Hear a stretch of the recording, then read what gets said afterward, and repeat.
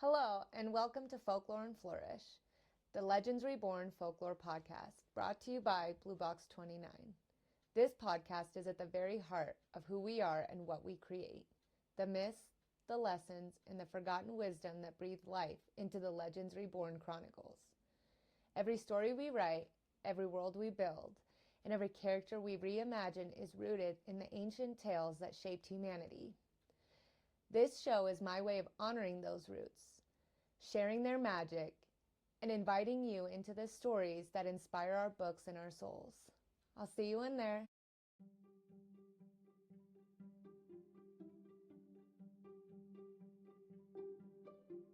Are you ready?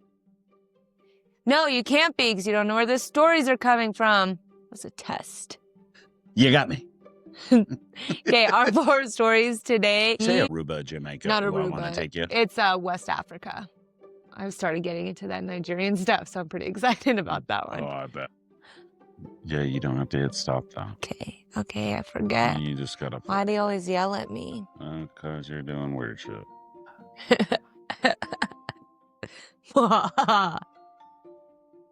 Okay. How do you treat what does not impress you often decides what follows. So how you treat what does not impress you often decides what follows. I kind of like that. Yeah, I mean, we just read those stories, but the biggest lesson you see with that is the Beauty and the Beast. Yeah. You're inconvenienced.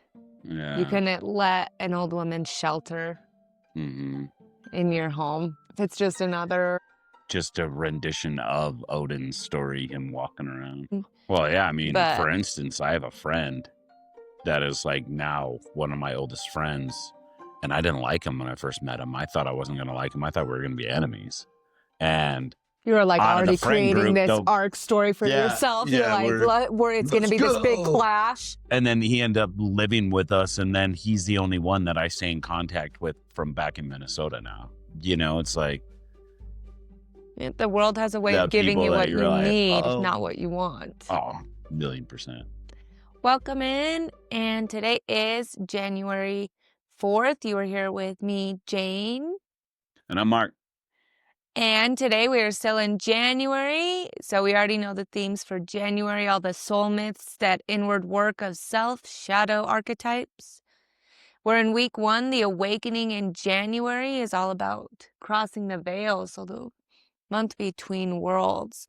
I actually, on our drive home today from your parents, was looking out at the Ward Mountain Range and just the snow and the fog, like the clouds blanketing the mountains. I just definitely felt that eerie winter stillness, that quiet kind of acknowledgement to the earth. I definitely felt that today on our drive home.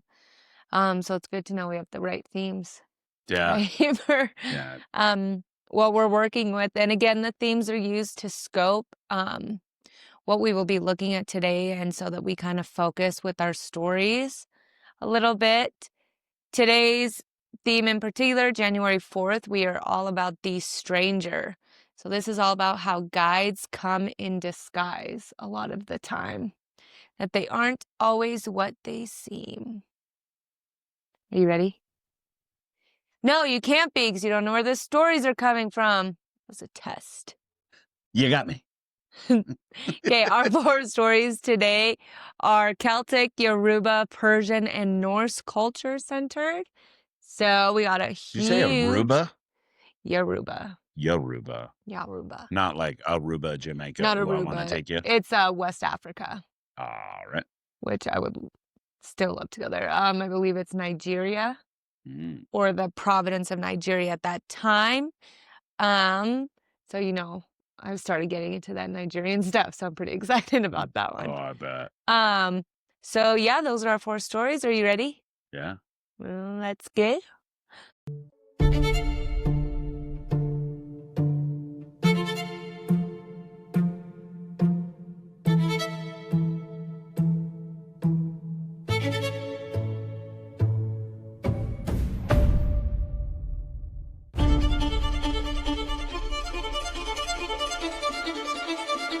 Before we begin, I want to take a moment to honor the cultures behind the stories we're about to explore. The tales shared here come from many peoples, lands, and traditions. I do not change these stories to fit modern expectations or to align with today's social standards. Instead, I present them as they were told, sometimes beautiful, sometimes harsh, sometimes challenging. We are not here to judge the past, but to understand it, to listen, to learn, and to honor the ancestors who carried these stories forward. Every culture deserves respect, context, and acknowledgement, and this space is dedicated to doing exactly that.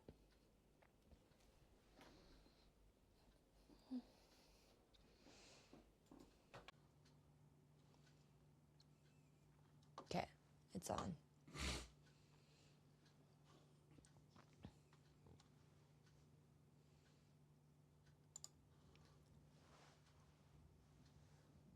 Story 1, the Morrígan at the Ford. In the old Irish world, the road was never empty. A person might walk alone and still be watched, still be measured, still be tested.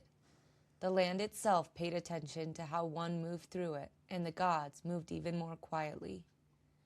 Among them was the Morrígan, a goddess of sobriety, fate, and battle. She did not rule from a throne. She walked. She appeared where decisions were forming and outcomes had not yet hardened. She was rarely seen as herself. More often, she came as something easily dismissed. The stories tell that before great battles, warriors traveling towards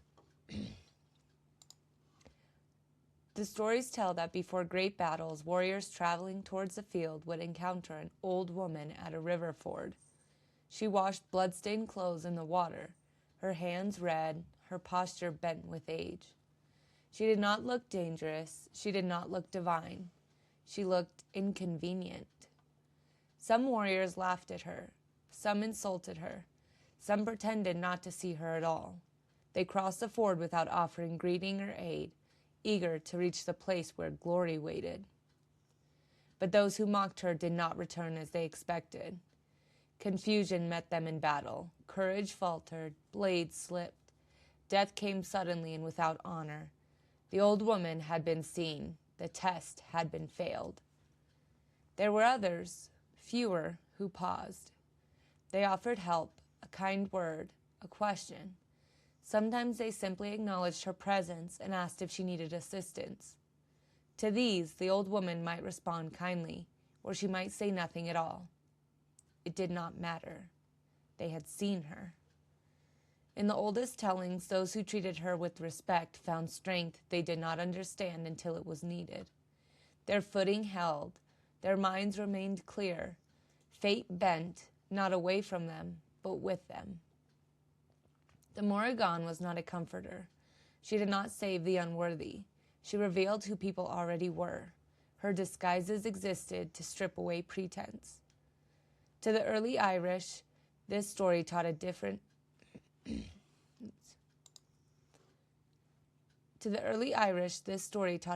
truth. Sobriety does not announce itself with splendor. Fate tests character before it grants power. Those who cannot respect weakness are not fit to wield strength. The goddess did not punish. She witnessed. And what she witnessed decided who crossed the ford alone. She witnessed. And what she witnessed decided who crossed the ford whole and who did not cross at all. Story 1. Did you need to click into anything else? Just got into it. Okay. So I missed some of the story because I was kind of not paying attention because I was trying to figure out how to get in, but I'm here now. Okay, I'm on story 2. Okay, Eshu at the crossroads. Story 2, Eshu at the crossroads. In the Yoruba world, the road is never neutral. Every path carries intention. Every step invites consequence. And where roads meet, where directions argue with one another, there stands Eshu. Eshu is not evil, though many fear him. He is not chaos, though confusion follows him closely. He is the messenger between humans and the Orisa, the divine forces who shape the world. Without Eshu, no prayer reaches the gods and no answer returns. Yet he is rarely welcomed. Eshu travels lightly, often disguised as a stranger, a beggar, a traveler with dust on his feet and laughter too close to the surface. He appears where people believe they are certain, where they think the path ahead is obvious. The elders tell a story of two close friends who live beside a crossroads. One day, Eshu passed between them wearing a hat that was red on one side and black on the other. He greeted them cheerfully and continued on his way. Afterward, the friends began to argue. One swore the hat was red, the other swore it was black.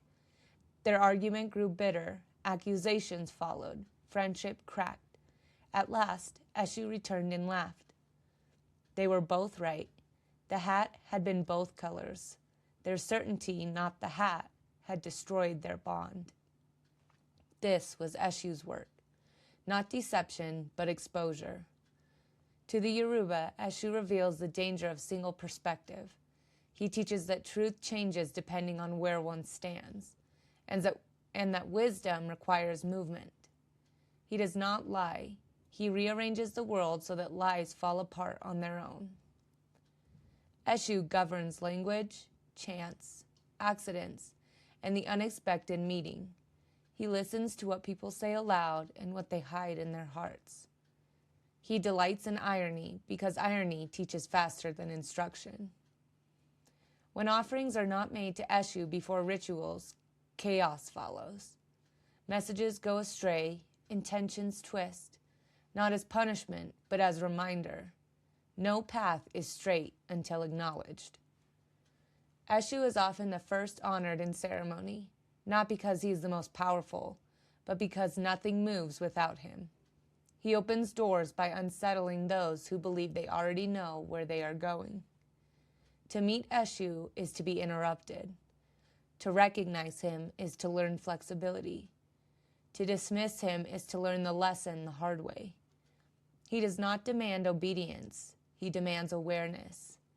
And at the crossroads, awareness is survival.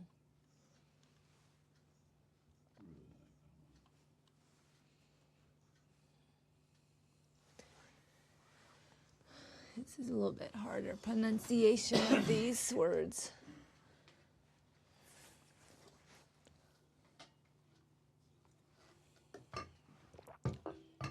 Let's get it. I'll move it up a little bit. Okay, story 3.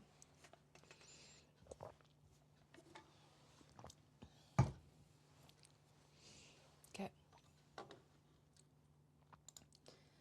Story 3. Simurgh and the child the world cast aside. In the old Persian world, fate was not always announced by thunder. Sometimes it arrived quietly, wrapped in fear. A child named Zal was born to a noble warrior Sam, and from the moment he entered the world, it was clear he was different.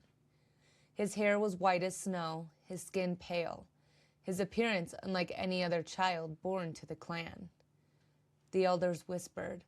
White hair at birth was an ill omen, they said, a sign of misfortune, of curse, of something unnatural. Sam listened to their voices, and fear overtook love. Believing the child to be marked by darkness, Sam carried his infant son into the mountains and left him there, exposed to the wind and the stone. He did not look back. The mountains did not reject the child. High among the cliffs lived Simurgh, the great ancient bird whose wings were said to brush the edges of the world. She was older than kingdoms, older than kings, a being of wisdom and healing who watched the turning of ages from her eyrie. She heard the child cry. Where humans saw a curse, Simurgh saw a calling. She gathered the abandoned infant in her nest and raised him as her own. Under her wings, Zal survived. He drank from springs, learned the language of the wind, and grew strong among feathers and stone. Simurgh taught him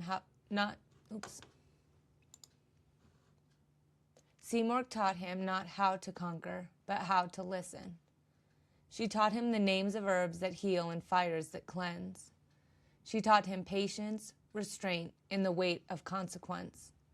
She taught him that wisdom is not given by birthright, but by attention. As Zal grew, Simurgh knew the time would come when he must return to the world of humans. Though she loved him, she did not keep him. True guides do not bind. When Sam finally realized his error and returned to the mountain in grief, Simurgh allowed Zal to go. Before he left, she gave him a single feather, radiant and warm. "If you are ever in need," she told him, "burn this, and I will come." Zal returned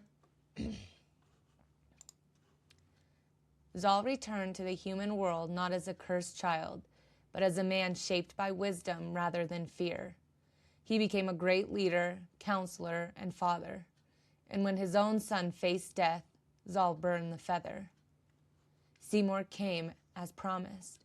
She healed the child and reminded the world of what it had nearly lost. To the Persian people, this story carried a lasting lesson. What society rejects may be exactly what the world needs most. Guidance often comes not from those who fit easily into human order, but from those shaped beyond it. The mark that exiles can also protect.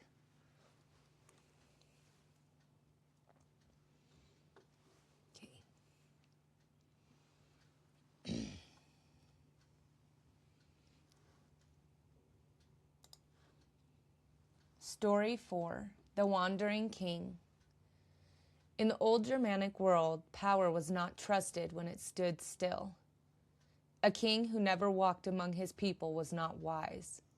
A god who never left his hall could not know the world he ruled. And so the greatest of them wandered. He was known by many names: Woden, Wadden, Odin. He was a god of wisdom, oaths, war, and the dead. But he did not always appear as a god. More often, he appeared as an old man with a wide-brimmed hat pulled low over one eye, a staff in his hand, his cloak worn thin by the road. Those who met him rarely knew who he was. He came as a beggar to farmsteads at dusk, knocking softly when fires were already lit and bread was already breaking. I'm going to redo that one. He came as a beggar to farmsteads at dusk, knocking softly when fires were already lit and bread was already breaking. He came as a traveler to village halls when benches were full and patience was short. He came as a stranger when kindness was inconvenient. Hospitality was sacred among the Germanic peoples. A guest, even an unwanted one, was owed warmth, food, and shelter for the night. To refuse was to invite misfortune, not because the guest would retaliate, but because refusal revealed a failure of honor. The stories say that when the wandering king was welcome, he repaid the kindness quietly. A household that shared its last loaf might find its crops protected the following season. A family that offered a place by the fire might receive guidance in a dream. The blessing was rarely obvious, but it was never immediate.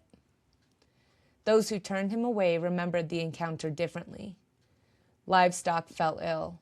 Crops failed without explanation. Oaths were broken. Discord entered the home. The people blamed chance, weather, fate. Only later did they remember the old man at the door and wonder. Odin did not punish. He revealed. He tested not strength, but generosity. Not devotion, but character. His disguise stripped away titles and excuses. One could not claim ignorance of a god if one failed to recognize a fellow human's need. The wandering king sought knowledge above all things. He sacrificed comfort, certainty, even his own eye in pursuit of wisdom. His wandering was not aimless, it was a method. To know the world, he believed, one must walk through it unnoticed. To the Germanic peoples, this story taught a simple and unsettling truth. The divine does not always arrive crowned in light. Sometimes it arrives cold, tired, and asking for shelter. And the test is never announced. It happens when the door opens. All right, so the day's thread for today, January 4th, a stranger. So across every culture today, guidance arrives disguised as inconvenience, as interruption, as someone easy to dismiss. The test is never announced, it happens in passing. How do you treat what does not impress you often decides what follows. So how you treat what does not impress you often decides what follows. I kind of like that. Yeah, I mean, I think the biggest, we just read those stories, but the biggest lesson you see with that is the Beauty and the Beast. Yeah. You're inconvenienced. Yeah. You couldn't let an old woman shelter in your home. Wonder if that's where that story came from. If it's just a rendition of Odin's story, him walking around. It could be because it's that wandering old begging woman, kind of that same Eastern region or that same European region, I would think. I mean, I know Cinderella's French. I don't necessarily know Beauty and the Beast. I'm not saying necessarily like that it's the story, but it got the basis like, traveling person, whatever. They turned it into an old hag woman, whatever. Well, and even just every single, we'll see them later too, intentional guides. But, look at how many movies have those weird people. Even in our own life, we meet someone that's totally weird, but yet they stuck with us. Right. Or they're weird in the sense that it felt random to us. We didn't choose it, or maybe we didn't even like them at the time. And then later on, we realized that they were kind of a guide. But I see that in so many movies, is just that it almost is never what you expect it to be or who you expect it to be, which is unbelievably frustrating most of the time. Well, yeah, for instance, I have a friend that is like now one of my oldest friends, and I didn't like him when I first met him. I thought I wasn't going to like him. I thought we were going to be enemies. And you were like already creating this arc story for yourself. You're like, where it's going to be this big clash. And then he ended up living with us, and then he's the only one that I stay in contact with from back in Minnesota now. It's like, the world has a way of giving you what you need, not what you want. Oh, 1,000,000%. And sometimes we're the ones that aren't wanted. Yeah. And then people will remember or think of us later on and go, yeah, that weird person, Mark, that little psychopath. That's definitely been said a couple times. Yeah. I don't know about the last part, but 100%. So our first story, that Celtic story, was rooted in the pre-Christian Celtic Ireland. So again, that 500 BCE to 500 CE. But a lot of that pre-Christian. So the Morrigan's role as a disguised tester of warriors likely predates the written versions. So again, this is where it was passed along orally for a long time, and it reflects a lot of those pre-Christian concepts of land, fate, and kingship. And so those are the kinds of stories that I think Christian ideologies really clung to. You know how we see Christmas is on the winter solstice. Right. To help with the, the pagan belief system and what was already practiced by majority. I think this is just another one that could easily be used because it does talk about land and fate, was just probably utilized through a Christian lens, Right. So it's probably a story we've heard. That's probably why we see it, and we see those movies, Beauty and the Beast, and we're like, someone, right. Yeah, because she was not expecting him. Yeah. Like 100%. She's like, yeah. All right. All right. You pass. Okay, so the one from West Africa, the Yoruba, that was like their early religious formation, is kind of what it said and what I found. And it's from the exact same time frame that Celtic story is from. Really? So it's within that same, that's 1,000 years. Right. Right. But it does come from that same time frame. And again, this one is still a living tradition. So this was, Eshu was a foundational figure in their cosmology. Like he was, I mean, you see so many deities that are foundational in a lot of different things. Just talking about the Christian one right away. I mean, Jesus, not a deity, but Jesus as a foundation, just like the Holy Spirit and yeah, the Holy Spirit and then the Father, in those Christian. So this is just Eshu is one of theirs in their early foundational stages, but still practiced today. Okay, so the Persian one, so the child that was abandoned out of fear. You see a lot of those throughout history too. Mm-hmm. Children that are, for whatever reason, different, the circumstances of their birth, the circumstances of their conception, are left from an early stage. Their stories are hugely significant in some way or another. Yeah. And I think that's where people are either like where they get that hero or villain arc, And this one was not neither or. I think it was just a listen. It never really talked about harboring that resentment or that why. Why was I left? I mean, well, the fact of the matter is you were. So why wonder about what could have been? Yeah. It's not there. Mm-hmm. But that one, again, predates, I mean, that symbolism is far older than any text in the Iranian things that these stories were held in, the literary versions. So it's an early Iranian myth. But I mean, the symbolism of the Simurgh is far older than anything written. And this was actually 500 years earlier than the other two stories. Oh. So it was between 1000 to 500 BCE. Way older, but again, there we are closer to that Holy Land. Mm-hmm. I mean, that's the dead center Holy Land, right? So a little bit interesting there. Okay, story 4. We're already back into that Norse culture again. Odin is just so interesting. So we're still in that Germanic Iron Age. And so something about this was that Odin is a wandering king. I mean, it's Norse, but it's heavily German area based. I mean, people watching this, might go, okay, yes. It's exactly what you just said. It wasn't, though. But what I'm talking about is Germany is where we know it today. Right. And that upper part that I think used to be owned by Russia, that weird section that's not attached, that's now German land, a little bit higher up, closer to Norway. But it actually said that this story of the Wandering King in literature is a deep reflection of Indo-European mythic patterns.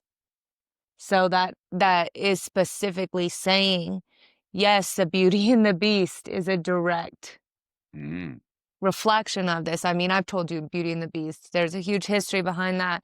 If you don't know anything about Catherine de Medici and King Henry II and the children they brought in, I mean, it is children with those. I don't know the name of that. Anyways, but it goes to show that Odin is a disguised wanderer. That's definitely a pattern all throughout. Which, as we were reading that one, I was really thinking of just, you hear accepting a traveler you didn't want to, regardless. And I mean, there was one circumstance that just popped into my head. I watched a movie about it recently, so it was there. But during the Holocaust, I mean, today when I taught that to kids, of course, the middle school boys are like, well, why didn't they fight? Oh, well, why did they answer the door? Why didn't they tell them to go, like, whatever. I mean, today is so much different. You absolutely did not swear at someone in uniform. Right. I mean, that whole perspective of, yeah, I think that if they could have, they would have. Yeah. In a lot of circumstances. But it goes to reflect all of those people that had to allow that hatred in their home from any side, throughout history that had to, because deep down spiritually, it's just, that's the cleanest way. It's the best way. Upfront, kind of direct, but very difficult nonetheless. And so as we were reading that, I know that you said that there was one that you did like when you were listening to those stories. Do you remember in particular what? I think I said that about a couple of them, just like, because within listening to them, like how they phrased certain things. I like the part I liked about the Odin one is the fact that he's not doing anything to spite you after the fact. If you were like, no, you can't come in. Right. I like the fact that it's like, yeah, but now your crops aren't going to be protected, and he's not going to make it known that it was him, possibly, except for you're going to remember, for whatever reason, you're going to remember that guy. And you're going to be like, oh, it's his fault. Is it his fault, or is it your fault? And you're just not taking ownership. Yeah, that energy you put out is coming back to you. Yep. It's nothing going against you or all of this, but that acknowledgement of this is how you treated the life, the I am, the community, the process. And now, therefore, that is what is going to come back for you. Exactly. So 100%, I agree with that. I definitely liked where it stated, I like seeing more of the crossroads stories, because a lot of the time, especially me, I'm definitely that Papa Legba crossroad deity. I'm so excited to get into New Orleans stuff. But to see a different crossroads, I really liked that. Because it's that, that one's a different voodoo than even a lot of the cultures in the Africa region, So seeing someone at the crossroads, and I loved when it said that at the crossroads, awareness is survival. So many oftentimes, how many times do we take a path not even realizing that there was another path? Right. And it's too late to turn around. Yep. You just have to, a lot of the time, hope that another crossroads comes.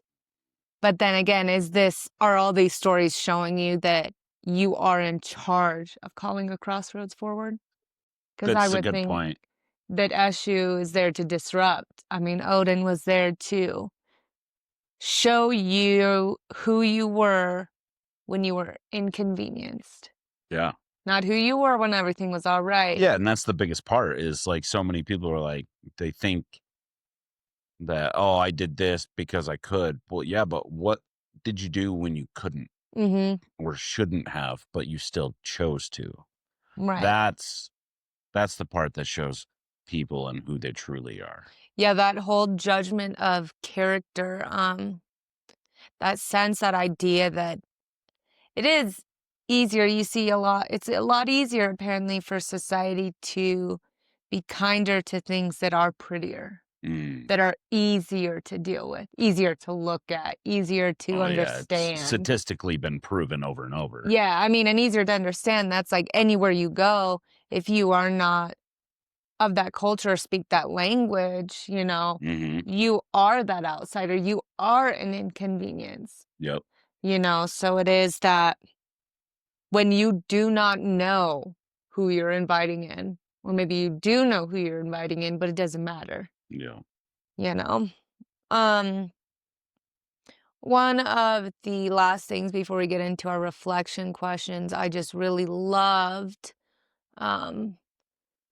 was in the Persian one, where she loved him, but she did not keep him. I love that sense of acknowledgement towards the guide. A lot of the time you see them kind of just, I don't know, in movies I see a lot of more joking guides nowadays, the comic relief. And so to see that sometimes the guide comes in and isn't appreciated as much, in the sense that they do love who they're guiding. They do root for them, but when their job is done, they step aside to allow that person they loved, their story to continue. Right. And I just love that, because it's not continue your story, but always think back on me. Like, I'm the reason you're at where you're at, you know? Mm-hmm. It wasn't that. We got to where we were together, and then you went. Mm-hmm. And I just loved that, the way that it was worded. A lot of the time I feel like that was a pretty big parent thing.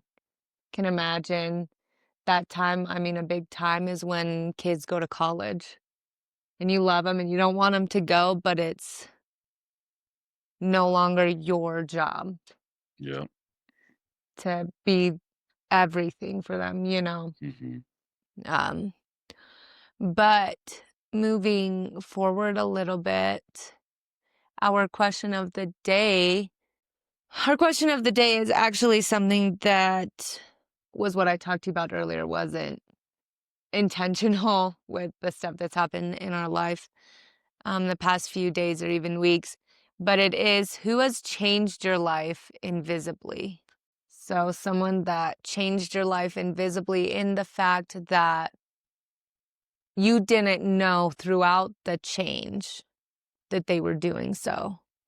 You may have recognized later on that that person really changed you, that really influenced you after the fact. But who changed your life invisibly, like, that you really would like to acknowledge, you know, to sit here and be like, you know, that was something, you know? Yeah. So do you want to answer, or are you like, no? I don't know who I have in mind. I mean, I have some, but Yeah. yeah. I think stepping back and taking a little bit of a broader perspective that might relate to a number of people, siblings kind of change your life invisibly. 1,000,000%. Like, the choices that they make alter the way your parents parent you a lot of the time. Mm. And maybe that's a little bit easier for me to say because I'm the youngest of 4 girls. So, a little bit of that resilience was thrown out the window, a few people ahead of me. But yeah, definitely seeing the why and looking at my sisters and going, oh, that's because of that one. That's because of that one. So just that little invisible, I mean, that significantly changed it. I mean, I look at all my siblings and we're all different, vastly different people. Yeah. Yeah, we were raised by the same two. Well, as an older sibling, I can attest to this. We look at the younger siblings and we think your little butthead attitude is because you didn't get spanked enough. And the parents are just so over it. By the time they get to you, they're just like, nah, let them go. And that's what I felt. A It's like, little man, bit, why don't you beat yeah. them as much as you beat me? Sorry, not beat. Spank. Discipline. Yeah, no, that's definitely a thing. They're just like, but they're also less, I think, worrisome when an injury happens. A little bit more laid back. I mean, that's like my sisters dropped me on my face a couple times on the edge of the counter when I was little, held me up, and said they were going to hold me while I did a headstand, leg go, you know, crack my neck. I'm sitting like this for a while. Yeah. And they're like, all right, we'll deal with this as it goes. And just seeing like different stuff. Like when my older sister got hurt, and it was the first time seeing an injury like that. And they were just way more on top of it, more panic, I guess. So I guess you get a little bit more peace of mind as you go as well. But with that in mind, let's go ahead and move to the daily task. Okay.